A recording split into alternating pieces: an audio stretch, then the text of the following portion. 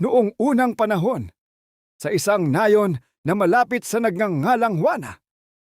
Siya ay kilala sa kanyang kagandahan at kabutihan.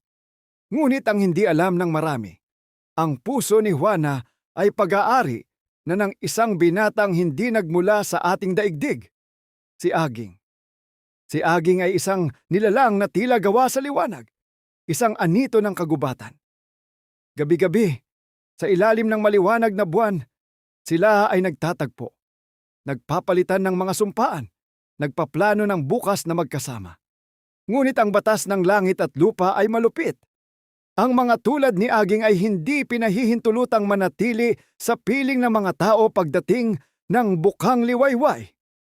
Isang gabi, habang mahigpit na magkahawak ang kanilang mga kamay, hindi napansin ng magkasintahan ang mabilis na pagtakbo ng oras. Biglang sumikat ang araw. Sa isang iglap, naramdaman ni Aging ang unti-unting paghila sa kanya, pabalik sa kanyang mundo. "Juana, hindi ako pwedeng manatili," sabi ni Aging habang unti-unting naglalaho ang kanyang katawan. Sa sobrang takot at pagmamahal, hindi binitiwan ni Juana ang mga kamay ni Aging. Hinawakan niya ito ng buong lakas, ngunit ang kapangyarihan ng kabilang mundo ay mas matindi. Sa isang iglap, naglaho si Aging, ngunit naiwan sa mga kamay ni Juana ang mga bisig at kamay ng kanyang kasintahan. Durog ang puso at puno ng pighati.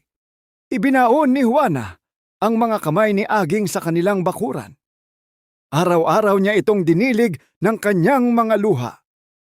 Hanggang sa isang araw, isang mahiwagang halaman ang sumibol mula sa lupang pinagbaunan. Ang halaman ay may malalapad na dahon na tila kumakaway sa hangin. At ang bunga nito ay hugis, mga daliri na magkakadikit. Parang ang mga kamay ni Aging na ayaw bumitaw kay Juana. Tinawag itong Aging bilang pag-alaala sa binata. Hanggang sa lumaon ay naging saging.